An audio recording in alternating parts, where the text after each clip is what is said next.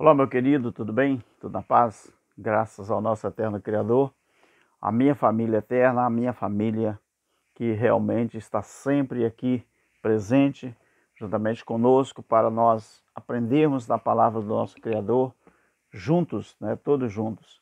Meu querido, continue se inscrevendo aí no nosso canal do nosso irmão Alberto Lírio, continua deixando o seu like, que é muito importante.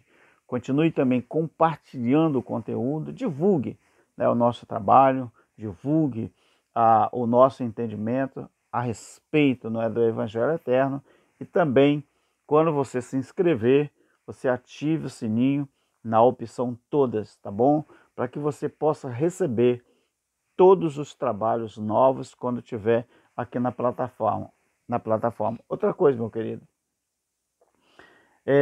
uma coisa muito importante que você pode fazer por nós também é quando você deixar o seu comentário, o seu like. Quando você deixa o like, você está autorizando ao YouTube a mandar para outras pessoas esse conteúdo, essa palavra, tá bom? Então, like é isso. Então, assim que você assistir o vídeo, deixa logo o seu like, para você não esquecer, tá bom? Porque o like, ele ajuda muito na divulgação do conteúdo, tá bom? Isso é muito importante. Quero deixar aqui hoje um trabalho, um estudo, falando uma coisa muito interessante. O casamento hebraico, ele tinha 3 fases, não é? A primeira fase do casamento hebraico, você vai entender de onde que surgiu a palavra que nós vamos ler daqui a pouquinho. Aí você vai falar, rapaz, eu nunca tinha imaginado, nunca tinha pensado e nunca tinha ouvido falar nisso. Claro, meu querido, o sistema nunca vai querer que você aprenda nada, nunca. Por quê? Porque quanto mais as pessoas ficarem neutro de alguma parte da Bíblia, mais eles vão tirar proveito disso. Por isso é importante conhecer, por isso é importante entender. Então, a primeira fase de um casamento hebraico, não é? A fase do Shidduchim, que era a fase da escolha. E Shidduchim, né, no hebraico, quer dizer escolher, a fase da escolha.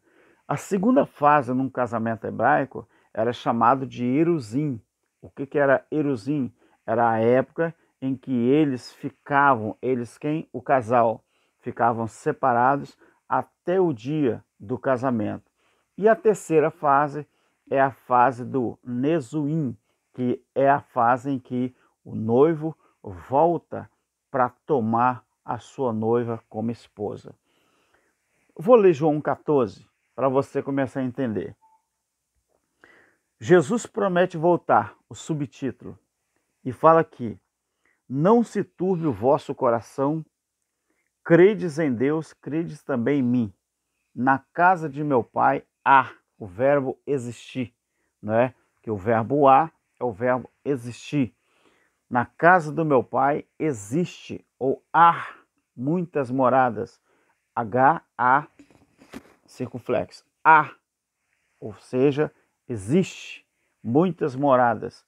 Se não fosse assim, eu não teria dito a vocês que iria preparar lugar. E ele fala, se eu for e preparar lugar, eu vou voltar outra vez. Para quê? Para levar vocês para mim mesmo, para que onde eu estiver, vocês estejam comigo também. É isso que ele disse. Aí alguém perguntou a ele, não é? Senhor, não sabemos para onde vai, como nós podemos conhecer o caminho? E ele respondeu, eu sou o caminho, a verdade e a vida. E ninguém vem, não é ninguém vai, ninguém vem ao Pai a não ser por mim. Muita gente, meu querido, muitos cristãos hoje, os cristãos seculares, não sabem por que Jesus mencionou essa palavra. Você sabia que isso que está em João 14, ele tirou da cultura do casamento judaico? Irmão Alberto, sim, queridos. Jesus, ele tirou isso aqui da terceira fase da cultura do casamento hebraico. Todo sacerdote, quando ele ia casar, o próprio Deus, ele exigia que o casamento de um levita, porque era sacerdote, ou candidato a ser sacerdote, por isso, Mateus 25, aquele casamento ali de Mateus 25, aquela boda do cordeiro, era de um sacerdote que estava casando. Por que era do sacerdote? Por causa das 10 damas de honra, que seriam as 10 meninas que iriam testemunhar a noite de núpcia. A noite de núpcia, no dia seguinte, era testemunhada como? Os lençóis tinham que estar manchados de sangue, porque seria a prova de que aquela menina que casou com aquele candidato ao sacerdócio, ela era virgem, porque Deus exigia. A primeira regra para o sacerdote, que está em Levítico capítulo 21, versículo 7, é que a moça não podia, o rapaz, ele não podia casar com mulher prosti ou desonrada. Prosti ou desonrada. Você sabe o que eu quis dizer. E nem podia ser repudiada também. A segunda regra que Deus exigia dos levíticos, não é? Capítulo 21, 13 e 14, é que a moça tinha que ser virgem. Na Bíblia tem 3 tipos de virgem. O virgem físico, o virgem moral, né? E o virgem também espiritual. Então Deus exigia que todo candidato ao sacerdócio, ao casar, tinha que casar com a mulher virgem, não podia ser repudiada, ela não podia ser desonrada e nem tampouco prosti, né? Aquelas meninas que vendem seu corpo por prazer. Você sabe o que eu quero dizer. Então, por quê?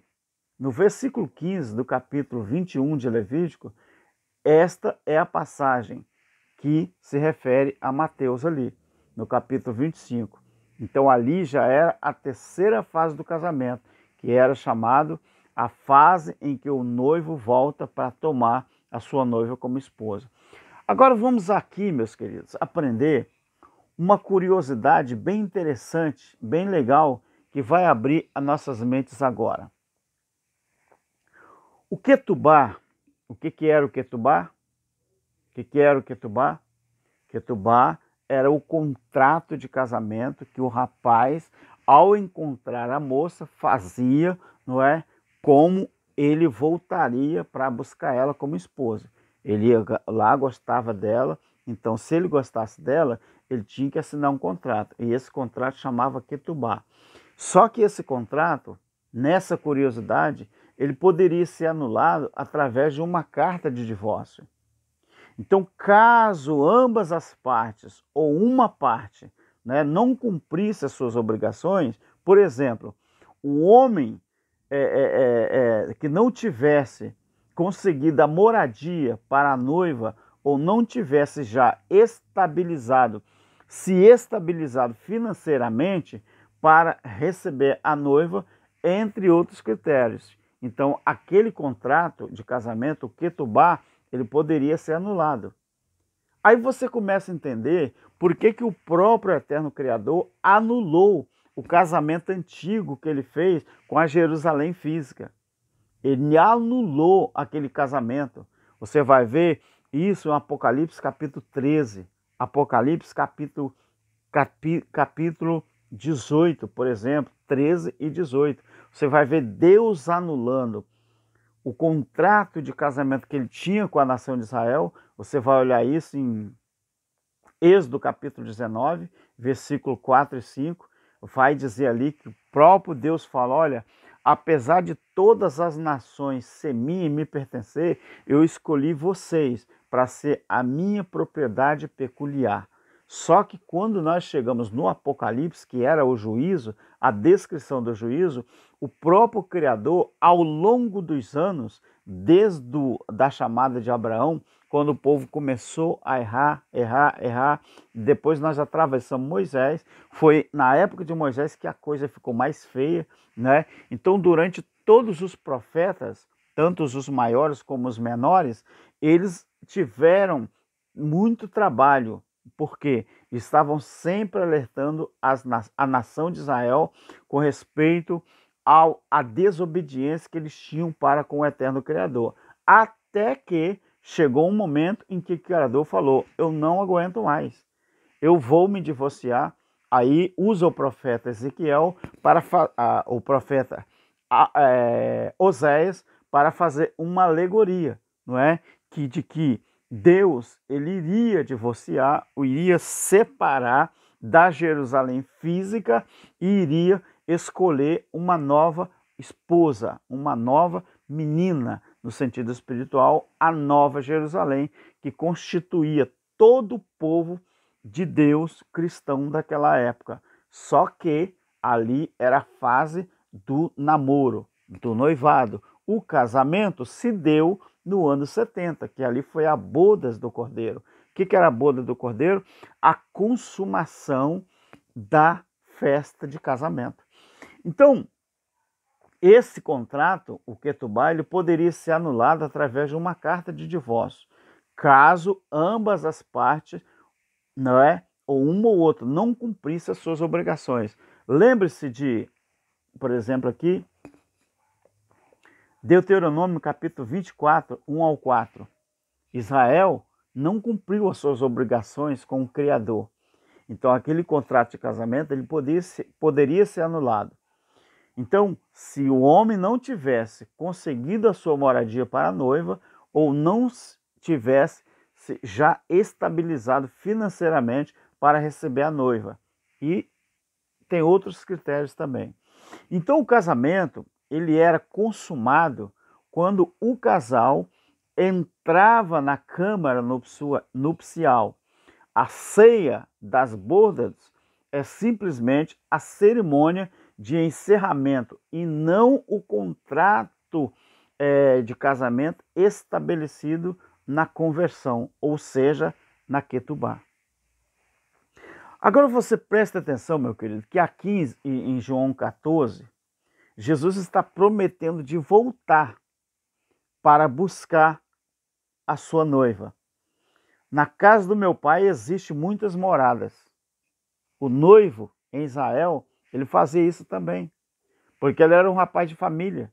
Então, quando ele voltava para buscar a moça, sabe o que ele fazia? Ele levava a moça para a casa da família dele, dos pais dele. Então, quando Jesus está falando, na casa de meu pai há muitas moradas, se não fosse assim, eu não teria dito a vocês que iria preparar lugar, ele estava dizendo, eu sei que na casa do meu pai tem muitas moradas, então eu posso buscar vocês, eu posso vir buscar vocês, porque vocês agora é a minha noiva. Então, quando Jesus está dizendo isso, ele estava se baseando no casamento judaico. Então, nesse contrato de casamento, que é o Ketubá, havia essas condições. Então, um contrato de casamento estabelecido na convenção que chamava Ketubá. Já a noiva, por exemplo aqui, a noiva, ela tinha que ficar pronta, esperando o retorno do noivo, conforme aqui em Deuteronômio capítulo 24, 1 ao 4. Então você está conseguindo fazer uma ligação disso com as passagens de Mateus do Novo Testamento? Mateus 24, 25, melhor. Aquele casamento dizia tudo. Então, era exatamente assim que acontecia os casamentos bíblicos. E atualmente também procede da mesma forma. Então, se você observar o que aconteceu aqui, você vai entender por que Jesus usou a expressão. Então, quando você observa, meu querido, quando você observa Isaías, por exemplo, lá no capítulo 60, 61, 62, 63, você vai entender que aquilo que o próprio Deus fala era a boda do Cordeiro. Quando ele fala, eu sozinho pisei o lagar e ninguém havia comigo. Então, quando ele diz assim, chegou o dia do juízo, chegou o dia em que eu vou vingar os meus filhos, eu vou vingar aqueles que são inimigos do meu povo. Então, quando você observa Apocalipse capítulo 21, Apocalipse capítulo 22, Apocalipse capítulo 19, o versículo 7 até o 10, você vai ver que aquela festa da boda do Cordeiro, na época de João, ela já estava acontecendo, porque o Apocalipse é a descrição do juízo. E o que foi o juízo para Deus? A festa da bodas do Cordeiro. O que foi o juízo para os inimigos de Deus? Uma grande guerra, uma grande destruição. Mas quando você já foi noivo ou já foi namorado de uma menina que o atual noivo dela é um seu amigo, aí o seu amigo fala assim, rapaz, eu vou casar tal dia, eu queria convidar você para ir no meu casamento. Aí você responde, rapaz, a menina já foi minha noiva, já foi minha namorada, e eu ir lá no casamento não vai ficar legal. Você pode ir à festa, mas para você não vai ser uma alegria, vai ser um sentimento ruim, né? Você vai ter tristeza, talvez por ela já ter sido sua namorada ou a sua noiva, mas assim mesmo você vai. Então o que para você aquela festa seria uma tristeza, para o noivo, agora esposo, é a maior alegria da vida dele. Assim aconteceu no juízo. Para os inimigos de Deus, foi uma grande destruição, foi uma grande perda. Mas para o próprio Criador e para aqueles que estavam aguardando o juízo, foi a maior alegria. Porque aqueles que entenderam, sabiam que aquilo ali era a transição. Ou seja, aquela menina que um dia foi a noiva, foi a namorada, a esposa de Deus, que era Jerusalém física, de tanto ela cometer coisas erradas, o próprio Deus Criador, ele se divorciou dela. Mas agora ele elege uma nova mulher, uma nova noiva, uma nova menina, que é a Jerusalém espiritual, que está em Apocalipse 21. Então ali, na Jerusalém espiritual, no capítulo 19 no capítulo 19 de Apocalipse, versículos 7 ao 10, você vai ver que as bodas do Cordeiro acontecendo e era a transição entre o ser noiva e o ser esposa. Você vê que no sentido espiritual, metaforicamente falando, as vestes da moça, a roupa ou vestido da menina, que é no sentido espiritual, ele era linho fino, que representava o quê? Representava, então, as obras de justiça que aquela menina poderia fazer. Você entendeu? Então é isso aí, meus queridos. Então, graças ao nosso eterno Criador, que tudo está esclarecido. Agora você poderá compreender o porquê de João 14. Tá bom? E esta é a terceira fase do casamento, chamado Nezuim. O que era Nezuim? Era a fase em que o noivo voltava para tomar a sua noiva como esposa.